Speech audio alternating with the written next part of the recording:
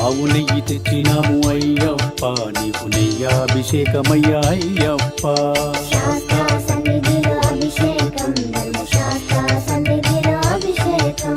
పుట్ట తేనె తెచ్చినాము అయ్యప్ప నీకు తేనాభిషేకమయ్యా అయ్యప్ప